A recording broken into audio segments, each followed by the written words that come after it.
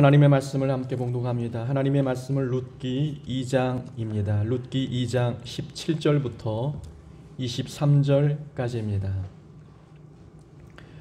룻기 2장 17절부터 23절까지 말씀 우리 함께 한 절씩 교독하겠습니다. 제가 17절 먼저 봉독합니다. 룻이 밭에서 저녁까지 줍고 그 주운 것을 떠니 보리가 한 에바쯤 되는지라.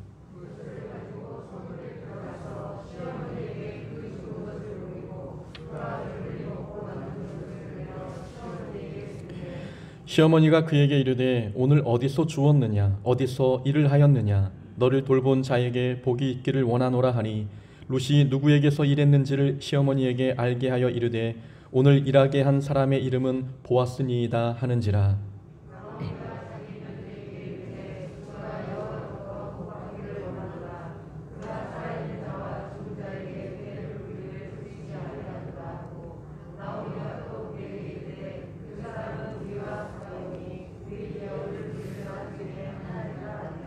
모압 여인 룻이 이르되 그가 내게 또 이르기를 내 추수를 다 마치기까지 너는 내 소년들에게 가까이 있으라 하더이다 하니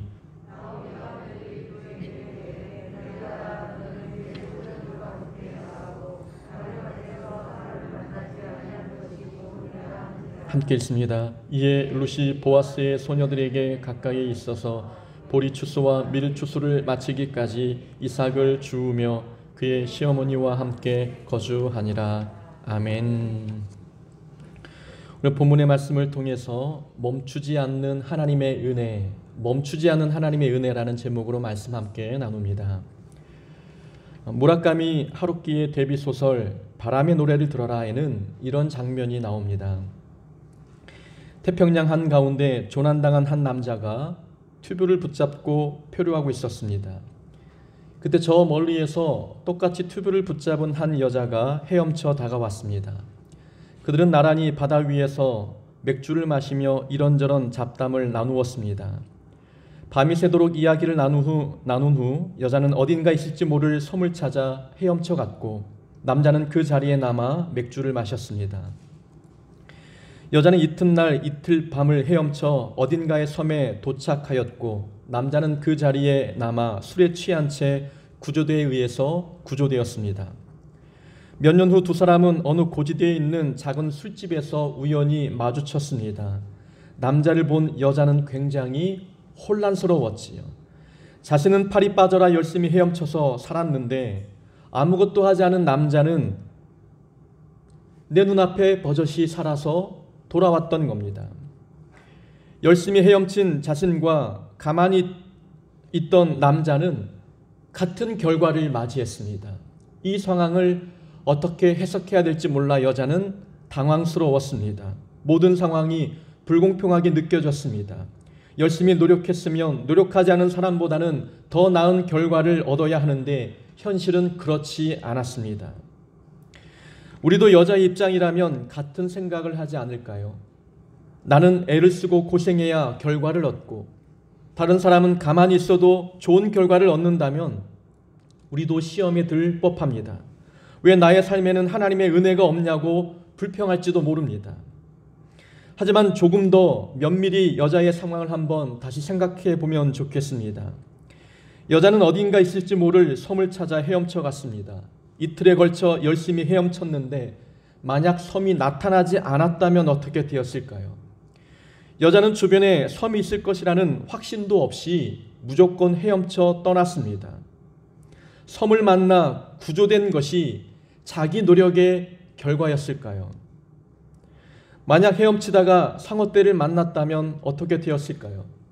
상어떼를 만나지 않은 것은 자신이 열심히 노력한 결과일까요? 그렇지 않습니다. 상어떼를 만나지 않은 것은 자신의 노력과는 무관했습니다. 만약 헤엄을 쳐 가다가 폭풍우를 만났다면 어떻게 되었을까요? 헤엄쳐 갔는데 방향을 잘못 잡고 엉뚱한 곳으로 흘러갔다면 과연 살아남았을까요? 우연히 섬에 도착해서 살고 보았는데 그 섬에 타인에게 적대적인 원주민이 있었다면 과연 여인이 살 수 있었을까요? 여자는 목숨을 잃을 수 있는 수많은 경우가 있었습니다. 그러나 자신이 살아난 것은 온전히 자기의 노력으로 얻은 결과라고 착각했습니다. 자신이 노력했지만 그래도 자기의 노력만으로 얻어진 결과는 결코 아니었습니다. 그 여자의 삶에도 노력 이외에 놀라운 은혜가 있었다는 것, 우리는 면밀히 관찰해 보니 알 수 있었습니다. 본인이 눈치채지 못할 뿐이었지 여자의 삶에도 분명 하나님의 은혜가 있었습니다. 사람들은 착각합니다. 내가 얻은 결과는 온전히 나만의 노력으로 얻어진 결과라고 생각합니다. 하나님의 은혜가 있었다는 사실을 까마득히 깨닫지 못하고 내 노력으로 얻은 결과라고 착각하는 거죠. 그래서 지난주 설교 제목이 미처 알지 못한 하나님의 은혜였습니다. 우리 삶에는 우리가 알지 못한 하나님의 은혜가 있다는 설교였습니다. 내가 알지 못하지만, 깨닫지 못하지만 내 삶에도 분명 하나님의 은혜가 부어졌다는 주제의 말씀이었습니다. 하나님께서 은혜를 베풀지 아니하시면 우리는 아무리 노력해도 좋은 결과를 얻지 못합니다. 그러니 다른 사람의 삶에만 은혜가 있고 내 삶에는 은혜가 없는 것 같다라는 생각에 불평하지 말아야 합니다. 시험에 들지도 말아야 합니다. 우리 삶에도 우리가 눈치채지 못했지만 하나님의 놀라운 은혜가 분명 부어지고 있습니다. 룻이 열심히 이삭을 주었습니다. 주운 양을 보니까 한 에바였습니다. 지난 주일에 이 한 에바가 몇 리터였는지 말씀드렸죠. 22리터, 12대가 조금 넘는 양이었습니다. 당시 바벨론에서 남자가 하루 일한 그 노동의 대가로 받은 곡식이 1리터였습니다.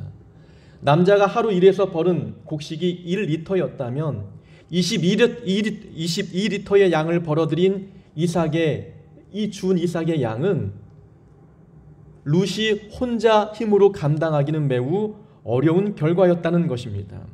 나오미는 룻이 주워온 이삭을 보고 깜짝 놀랐습니다. 상당히 많은 양을 가지고 왔고 또 볶은 곡식까지 내미니 이 나오미 입장에서는 놀랄 수밖에 없는 거죠. 19절에 보면은 나오미의 놀란 목소리가 들립니다. 오늘 어디서 주웠느냐? 어디서 일을 하였느냐? 너를 돌본 자에게 복이 있기를 원하노라. 오늘날 뉘앙스로 바꿔 말하면 이런 내용입니다. 아니 이게 어떻게 된 일이니? 어디서 이렇게 많은 양을 주웠어? 도대체 누구 밭에 간 거야? 밭의 주인이 누구인지 몰라도 참으로 너에게 은혜를 베풀었구나. 그에게 하나님의 복이 있기를 기도한다. 이런 뉘앙스의 말입니다. 나오미가 밭의 주인을 축복했다는 것, 그 밭의 주인의 이름이 누구인지도 모르는 상황에서 축복했다는 것은 룻이 주운 이삭의 양을 보니 이건 룻의 노력만으로는 얻을 수 없는 양이라는 것을 알았던 겁니다. 룻은 몰랐지만 나오미는 양을 딱 보니까 이건 이 밭의 주인이 은혜를 베풀지 아니하면 얻을 수 없는 양임을 깨달았던 겁니다. 나만의 노력만으로 얻어진 결과가 아님을 알았던 것이지요. 룻이 말합니다. 저는 보아스 밭에서 일했습니다. 나오미가 이름을 듣더니 그가 살아있는 자와 죽은 자에게 은혜 베풀기를 그치지 아니하도다 라고 이야기합니다. 보아스는 과거 나오미의 남편 엘리멜렉과 그 두 아들에게 은혜를 베풀어 주었습니다. 나오미의 고백을 통해서 짐작해 볼 수 있죠. 엘리멜렉이 살아있을 때 은혜를 베풀어 주었는데 엘리멜렉이 죽은 후에 그의 미망인 나오미와 며느리 룻에게도 여전히 은혜를 베풀어 주고 있었습니다. 그래서 살아있는 자와 죽은 자에게 은혜 베풀기를 그치지 아니하도다라고 이야기하는 겁니다. 은혜를 그치지 아니하도다. 이 문장을 영어 성경으로 보면 현재 완료형으로 문법이 사용되었습니다. 여러분 영어의 현재 완료형은 단어 뜻이 이제 완료라는 단어가 있어서 우리가 헷갈릴 수 있겠는데 계속적인 의미가 있는 겁니다. 과거에 은혜를 베풀었던 행동이 지금에까지 미치고 있는 거예요. 지금도 계속해서 은혜를 베풀고 있다는 겁니다. 보아스는 나오미의 가정에게 은혜를 베풀어 주고 있는데 그 은혜가 멈추지 않고 지속적으로 공급되고 있다는 것을 고백하고 있는 겁니다. 하나님의 은혜가 바로 이러합니다. 하나님의 은혜는 우리에게 멈추지 않고 부어집니다. 우리를 향한 하나님의 사랑은 중단됨이 없다는 겁니다. 하나님을 향한 우리의 사랑은 우리 기분에 따라, 우리 조건에 따라 달라질 때가 있습니다. 그러나 하나님께서 우리에게 부어주신 사랑과 은혜는 멈추지 않고 끊임없이 우리에게 부어집니다. 아담과 하와가 죄를 지었을 때에도 하나님은 그들에게 가죽옷을 지어 입히셨습니다. 하나님의 은혜가 중단되지 않았음을 보여주는 장면입니다. 다윗이 밧세바를 범했을 때 그에게 회개의 기회를 주셨고 다시금 이스라엘의 훌륭한 왕이 되도록 은혜를 베풀어 주셨습니다. 다윗에게 부어진 하나님의 은혜가 멈추지 않았음을 보여주는 내용입니다. 이스라엘 백성들이 금송아지를 만들어 우상을 숭배했을 때에도 하나님은 그래도 이 백성들에게 가나안 땅을 선물로 주셨습니다. 죄를 지었으면 그들을 포기할 법도 한데, 그들을 애굽 땅으로 다시 돌려보낼 법도 한데 하나님은 은혜를 멈추지 않고 부어주셨습니다. 하나님은 우리 삶에도 멈추지 않는 은혜를 부어주십니다. 하나님의 은혜는, 우리를 향한 하나님의 은혜는 중단됨이 없다는 것, 보아스가 베푼 은혜를 통해서 깨닫게 됩니다. 서울에서 부목사 사역을 할 때 월요일마다 운동을 같이 하는 축구팀이 있었습니다. 그 팀에 같이 운동하는 목사님 한 분이 당신이 과거에 교회를 개척했던 경험을 말씀해 주셨습니다. 교회를 개척하고 3년을 끌고 가시는데 상황은 좋아지지 않아 몸과 마음은 지쳐갔습니다. 성도는 모이지 않고 경제적으로도 힘들어지니 고민 끝에 목회를 포기하기로 마음을 잡수셨습니다. 울적한 마음의 사모님과 함께 바람을 쐬러 계곡에 가셨습니다. 이 마음이 우울하면 아름다운 자연 환경을 봐도 별로 기쁨이 없습니다. 세상이 나를 왕따시키는 것 같은 느낌이 들지요. 그 계곡에서 물이 떨어지는 폭포수를 바라보는데 그 폭포수의 물이 말 그대로 폭포수같이 쏟아지고 있었습니다. 그 광경을 바라보면서 목사님이 순간 깨닫는 것은 저 물은 누가 보나 안 보나 넘치게 쏟아지고 있는데 하나님의 은혜도 그렇지 않을까? 하나님께서는 자연 광경을 통하여 목사님에게 깨달음을 준 겁니다. 보고 있느냐? 내가 너에게도 은혜를 이렇게 폭포수같이 쏟아 부어주고 있다. 폭포의 물이 중단됨 없이 흐르고 있는 것처럼 너를 향한 나의 은혜도 중단되지 아니하고 멈추지 않고 쏟아 부어주고 있다. 네가 모를 뿐이다. 라는 깨달음이 있었던 겁니다. 힘이 생기고 열정이 생겨 포기하고자 계획했던 목회를 지금까지 열심히 하고 계십니다. 하나님의 은혜는 폭포수같이 우리에게 쏟아집니다. 우리 삶에 멈추지 않고 끊임없이 제공되고 있습니다. 내 삶에 얻어진 결과는 내 노력만으로 얻어진 것이 아니라 하나님의 은혜가 있었던 것입니다.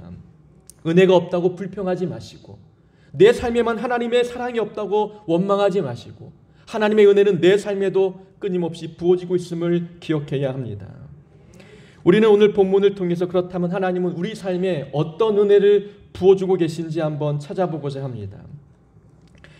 자, 룻이 많은 양의 이삭을 주워 가지고 왔습니다.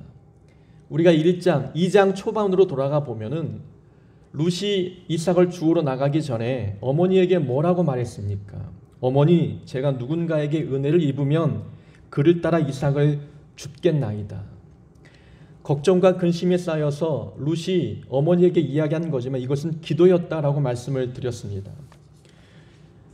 아침에 그런 기도를 하고 나갔던 룻이 저녁에 돌아왔을 때 어머니에게 뭐라고 이야기합니까?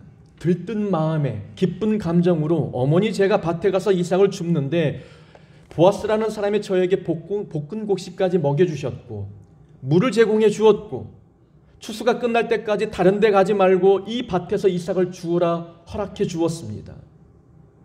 이 이야기를 하는 룻의 감정, 그의 얼굴 표정과 기분을 한번 상상해 보십시오. 흥분에 차 있는 겁니다. 기쁨에 차 있는 겁니다. 지금 룻은 어머니에게 간증을 하고 있는 거예요. 어머니, 제가 아침에 기도했는데 기도 이상의 응답이 있었습니다. 아침에는 근심에 쌓인 기도를 하고 나갔는데 저녁에 간증거리를 가지고 돌아온 거예요. 하나님께서는 근심과 걱정을 기쁨으로 바꿔주셨습니다. 은혜로 채워주셨던 것을 이야기하고 있는 겁니다. 성도에게 가장 큰 은혜가 무엇인지 아십니까?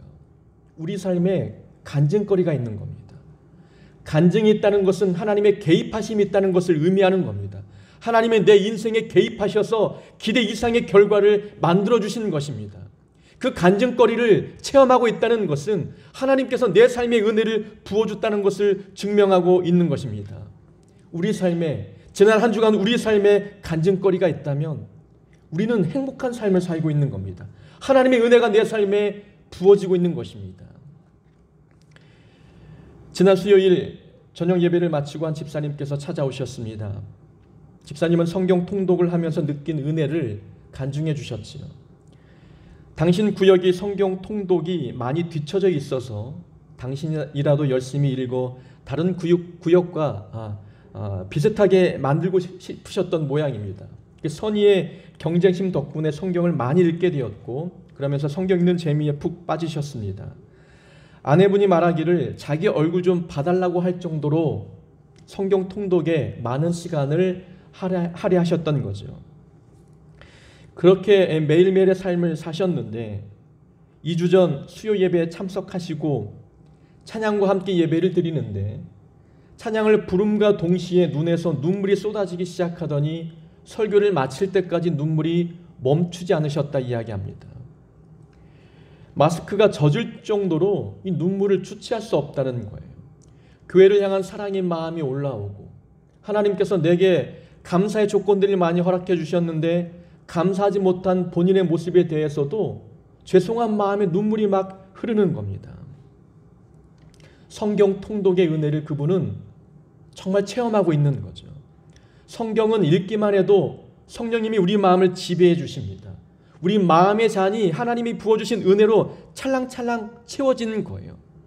그래서 예배에 딱 참여하면 하나님께서 찬양을 통해서 은혜 한 방울만 딱 떨어뜨려 주었더니 원래 내 마음의 잔이 차고 넘치고 있기 때문에 한 방울의 은혜로 인하여서 넘쳐 흐르는 거예요.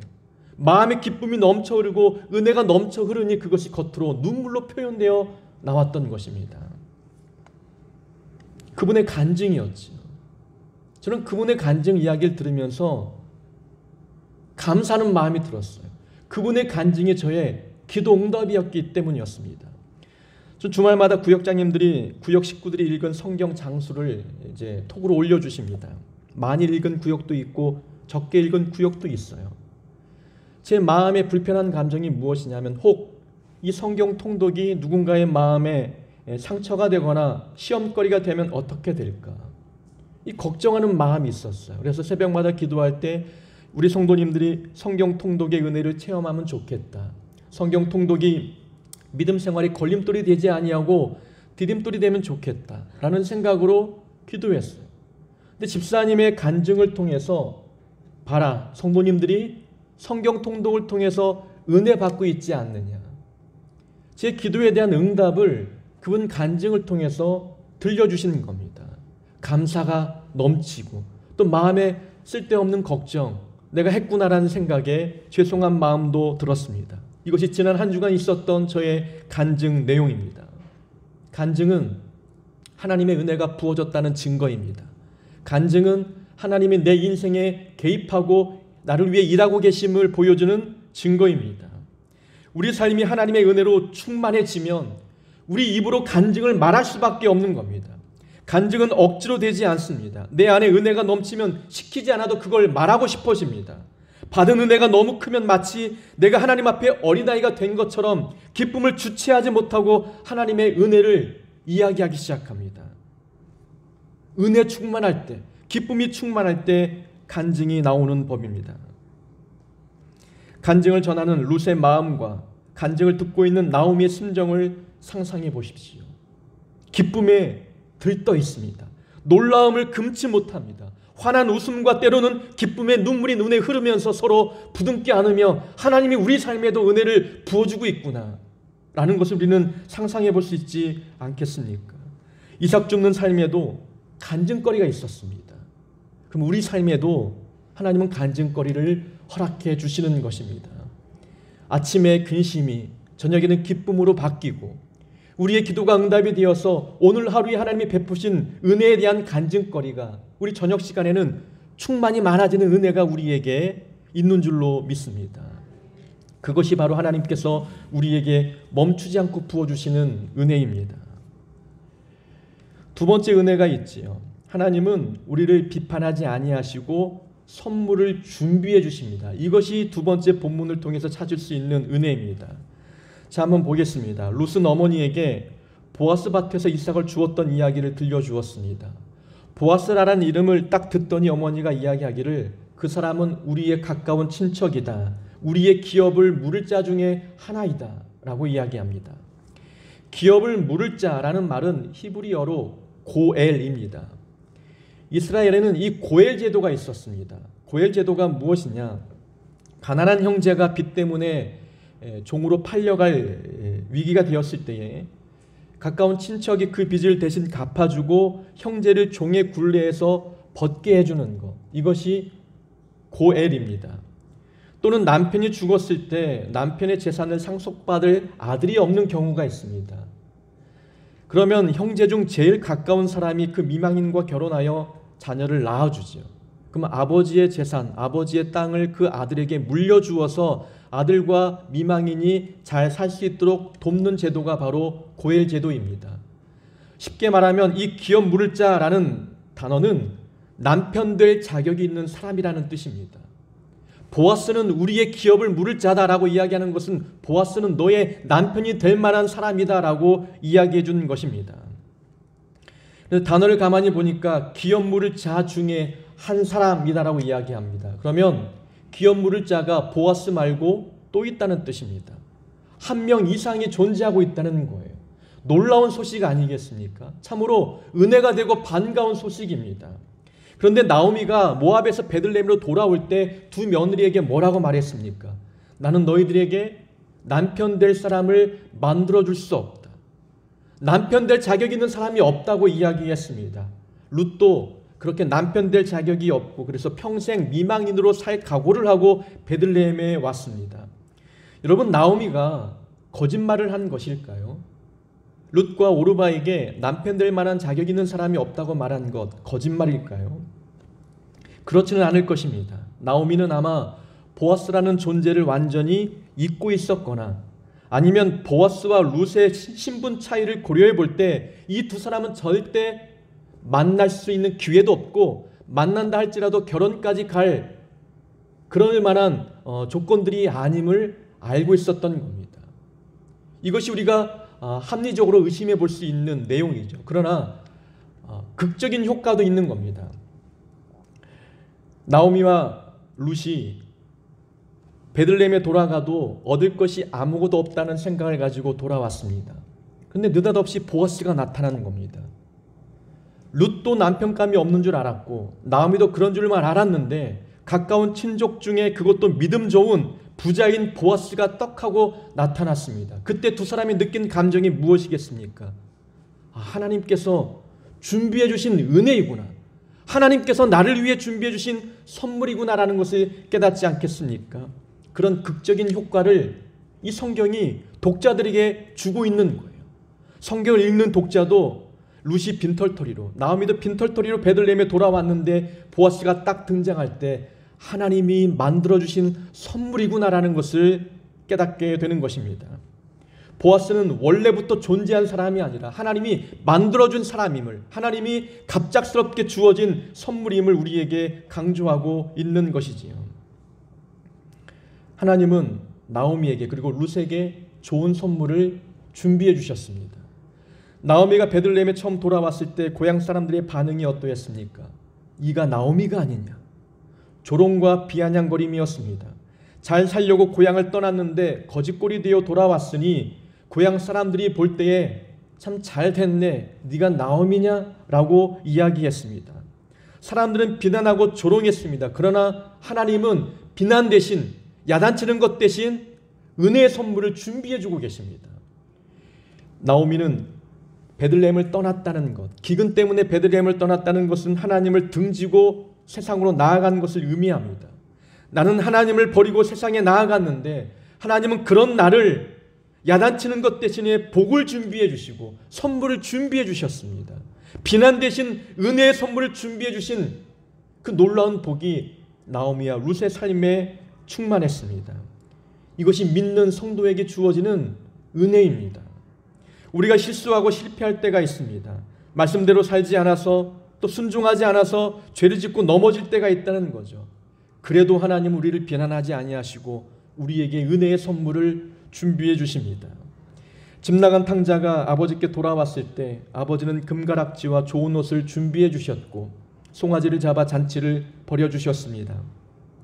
비난받을 줄 알고 돌아왔는데 의외로 선물을 준비해 주셨습니다. 아버지의 사랑은 멈추지 않는 사랑이었습니다. 가늠 중에 잡힌 여인도 예수님을 만났습니다. 사람들은 여인을 비난하며 돌을 던지려 할 때 예수님은 여인의 죄를 용서하시고 그의 삶을 회복시켜 주셨습니다. 새 삶을 선물로 주시는 거죠. 하나님은 우리에게도 동일한 은혜를 베풀어 주십니다. 우리가 죄인이었지만 그 죄값을 우리에게 묻지 아니하시고 하나님은 예수님을 십자가 위에 죽게 하셨습니다. 예수님의 보혈 덕분에 우리는 죄사함을 얻었고 하나님의 자녀라는 신분을 선물로 얻었습니다. 우리에게도 하나님의 멈추지 않는 은혜가 부어지고 있는 것 아니겠습니까? 나는 죄인인데 하나님 나를 비난하지 않으시고 정죄하지 않으셨습니다. 감당할 수 없는 은혜의 선물을 우리에게 공급해 주신 것이지요. 이번 지난 한 주간도 하나님의 은혜가 우리에게 부어졌습니까? 받을 자격이 없는데 나에게 하나님께서 은혜의 선물을 주셨습니까? 하나님의 은혜가 멈추지 않고 우리 삶에 부어지고 있다는 증거입니다. 하나님께서 우리 삶에 부어지는 은혜 중에 또 하나가 있습니다. 세 번째는 하나님은 우리가 사람에게 베푼 은혜를 반드시 대갚아 주시는 분이십니다. 이런 은혜가 우리에게 있는 겁니다. 성경에 은혜로운 단어가 있는데 그 단어가 헤세드입니다. 이 정도 단어는 우리가 기억할 필요가 있죠. 헤세드, 이것은 자비, 친절 이런 뜻입니다. 받을 자격이 안 되는 사람에게 또 갚을 능력이 없는 사람에게 사랑과 자비를 베푸는 것, 이것을 헤세드라고 이야기합니다. 헤세드가 어떤 성경에 가장 많이 녹아져 있냐면 룻기입니다. 룻기에는 하나님의 헤세드의 정신이 그대로 담겨 있습니다. 보아스가 룻에게 자비를 베풀었지요. 받을 자격이 안 되는 사람, 갚을 능력이 없는 룻에게 보아스는 헤세드의 은혜를 베풀어 주었습니다. 그리고 룻도 나오미에게 헤세드의 은혜를 베풀어 주었습니다. 이삭을 주어왔지만 혼자 먹지 않고 어머니와 나누었습니다. 보아스가 준 볶은 곡식도 혼자 먹지 않고 어머니와 나누었지요. 연로한 시어머니를 버리지 아니하고 열심히 옆에서 봉양하고 있는 모습입니다. 자비와 사랑을 룻이 어머니에게 베풀고 있는 거예요. 이게 헤세드입니다. 헤세드의 정신에는 중요한 영적 진리가 있지요. 우리가 사람에게 은혜를 베풀면 하나님도 우리에게 은혜를 베풀어 주십니다. 내가 자비를 이웃에게 베풀면 하나님은 하늘의 자비를 우리에게 채워주시는 것, 이것이 헤세드에 담겨있는 영적 진리입니다. 자, 보아스가 룻에게 자비를 베풀었습니다. 그 이야기를 듣자 나오미가 어떻게 반응합니까? 축복 기도를 해줍니다. 그에게 하나님의 복이 임하기를 간절히 바란다. 보아스는 룻을 도와주었는데 하늘의 복이 그에게 임하기를 원하고 있는 겁니다. 룻이 어머니에게 이삭을 갖다 주고 볶은 곡식도 갖다 주었습니다. 은혜를 베풀었더니 하나님께서 준비한 선물은 무엇입니까? 보아스였습니다. 어머니를 통해서 뜻하지 않은 반가운 소식을 듣는 겁니다. 그는 우리의 가까운 친족이다. 우리의 기업을 물어줄 자이다 라고 이야기를 듣습니다. 기대하지 않은 하나님의 은혜가 대갚아지고 있는 모습입니다. 우리가 이웃에게 사랑을 베풀면 하나님이 갚아주십니다. 이것이 믿는 성도에게 주어지는 멈추지 않는 하나님의 은혜입니다. 주기도문에도 헤세드의 원칙이 있습니다. 우리가 우리에게 잘못한 사람을 용서하여 준 것 같이 우리 죄를 용서하여 주시고, 내가 이웃의 잘못을 용서하니 하나님도 내 죄를 용서해 주시는 것입니다. 누가복음 14장 13절의 말씀입니다. 잔치를 베풀거든 차라리 가난한 자들과 몸 불편한 자들과 저는 자들과 맹인들을 초청하라. 갚을 능력이 없는 사람들을 초청하라는 말씀입니다. 그리하면 그들이 갚을 것이 없으므로 내게 복이 되리니 이는 악인들의 부활 시에 내가 갚음을 받겠습니다. 갚을 능력이 없는 사람들을 초청하여 자비를 베풀면 부활 시에 내가 하나님 앞에 섰을 때 하나님께서 하늘의 상급으로 갚아주실 것이다 라는 말씀입니다. 너는 구제할 때에 오른손이 하는 것을 왼손이 모르게 하여 내 구제함을 은밀하게 하라. 은밀한 중에 보시는 너의 아버지께서 갚으시리라. 내가 이웃에게 은밀한 중에 구제하면, 은밀한 중에 자비를 베풀면 하나님은 나에게 은혜와 자비를 베풀어 주시겠다 약속해 주시는 말씀입니다. 이 은혜가 우리에게 있습니다. 보아스에게만 있는 것도 아니고 룻에게만 있는 것도 아닙니다. 예수 믿는 우리의 삶에도 이런 헤세드의 은혜가 있는 것입니다. 우리는 작은 것을 베푸는데 하나님은 큰 것으로 갚아주십니다. 보아스가 룻에게 베푼 은혜는 큰 게 아니었지 않습니까? 이삭이었습니다. 이삭을 통해서 은혜를 베푸는데 하나님은 하늘의 복으로 보아스에게 채워주고 있습니다. 룻도 나오미에게 베푼 은혜는 이삭이었습니다. 볶은 곡식 조금이었습니다. 그러나 하나님은 보아스라고 하는 큰 은혜의 선물을 베풀어 주셨습니다. 우리는 이 땅에 있는 것으로 이웃에게 자비를 베풀지만 하나님은 하늘의 것으로 우리에게 갚아 주셨습니다. 이런 은혜가 지금도 우리에게 있는 것입니다. 우리가 삶의 자리에서 이웃들에게 사랑과 은혜를 베풀 때 하나님께서는 그 은혜를 우리에게 하늘의 복으로 채워주시는 줄로 믿습니다. 하나님의 은혜는 룻의 기대를 훨씬 뛰어넘었습니다. 상상하지 못한 은혜가 룻의 삶에 폭포수같이 흘러넘쳤습니다. 지극히 작고 보잘것없는 그리고 평범한 그 삶에 하나님의 은혜가 멈추지 않고 흐르고 있다는 것을 룻의 삶을 통해서 깨닫습니다. 이삭 줍는 삶에도 이렇게 하나님의 은혜가 멈추지 않는데 우리 삶에 하나님의 은혜가 멈추겠습니까? 우리 삶에도 하나님의 은혜는 멈추지 않고 부어집니다. 하나님께서 우리 삶에 간증이 넘치는 삶이 되게 하십니다. 사람들은 우리를 비판해도 하나님은 은혜의 선물을 우리를 위해 준비해 주십니다.